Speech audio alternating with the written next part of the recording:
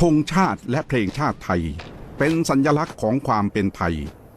เราจงร่วมใจยืนตรงเคารพธงชาติด้วยความภาคภูมิใจในเอกราชและความเสียสละของบรรพบุรุษไทย